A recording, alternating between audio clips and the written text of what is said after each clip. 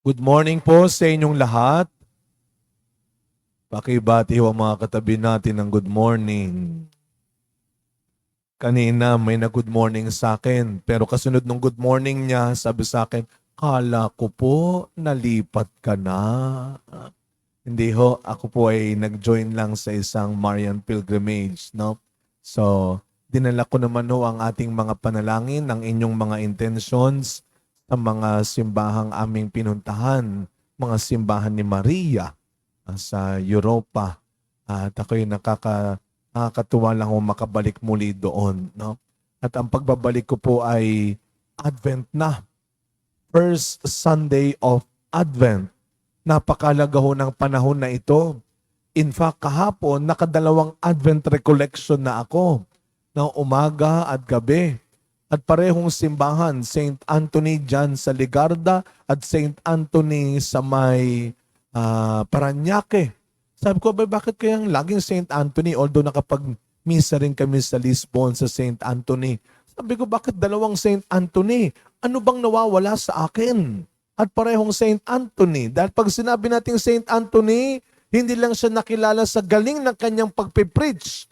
He is not just an eloquent preacher. Pero alam ng lahat na si St. Anthony de Padua ay patron ng mga may nawawala. Sabi ko, bakit kaya San Antonio ang bungad ng aking Advent recollection? Sapagkat ang Adbyento ay panahon din ng pagbabalik. Magandang pagninilay. Ano bang nawawala sa akin? At ito ang biyaya ng Adbyento. Sapagkat ngayong panahon ng Adbyento, tayo ay binibigyan ng pagkakataon na maibalik natin ang sarili natin, na maibalik natin ang buhay natin kay Kristo.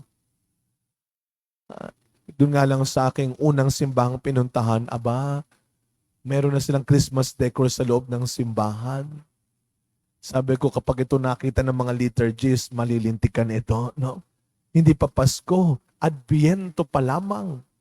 Kaya tayo dito sa loob ng simbahan, wala pa. Yun nga lang, may Christmas tree na dyan sa tapat natin. Pero tamang ito lamang ang nandito sa harap natin, Advent wreath kung tawagin. Nasindihan na natin ng unang kandila ng Adbyento. 4 na linggo, November 30, December 7, 14 at 21.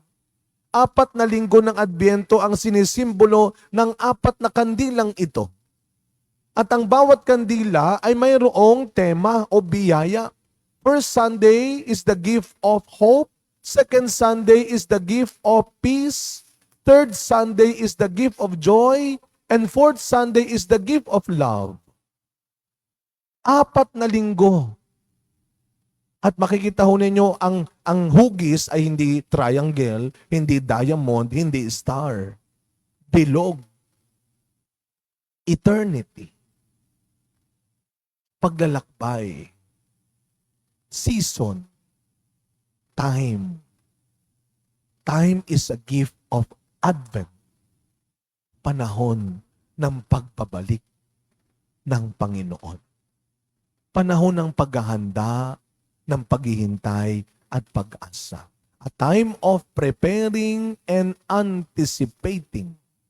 Kaya yung mga unang readings na narinig natin ngayong unang linggo ay mga paalala sa atin na maging handa tayo.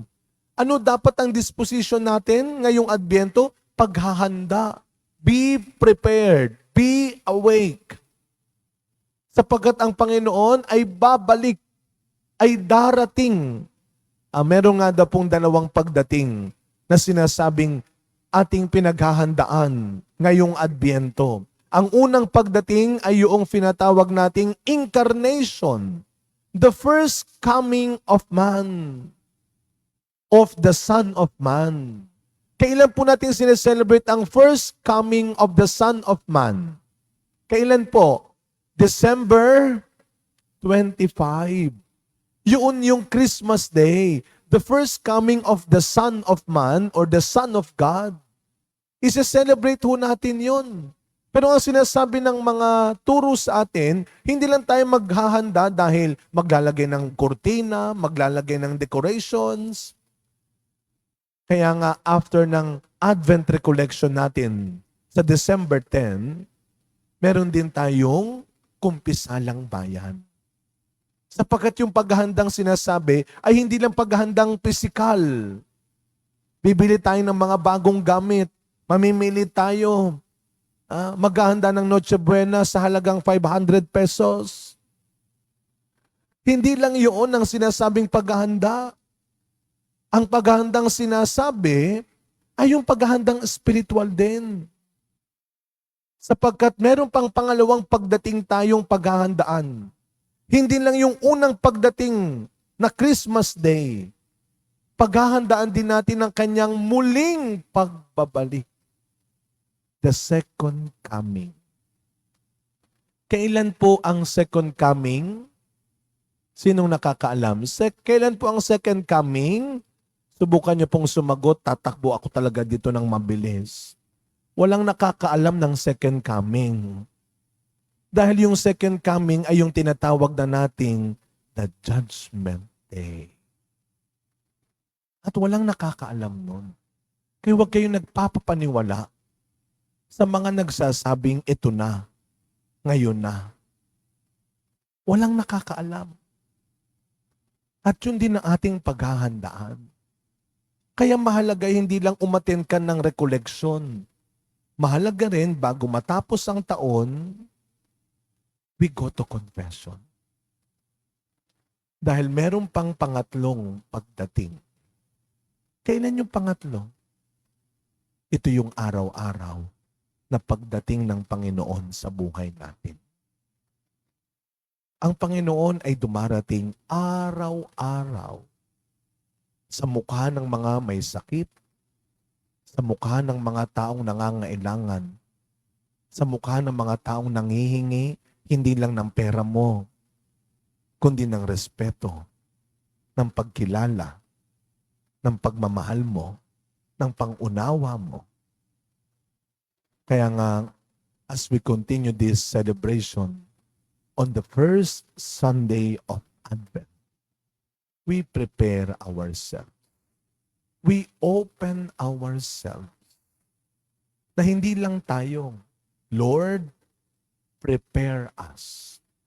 Kasi pag tayo lang ang naghanda, minsan nagkakamali tayo ng ihahanda.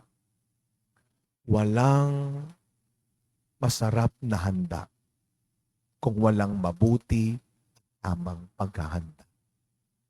Nawa mga kapatid, ngayong panahon ng Adbyento, maibalik ng Diyos ang nawawalang kabutihan sa puso natin. Ang nawawalang kapayapaan sa isipan natin.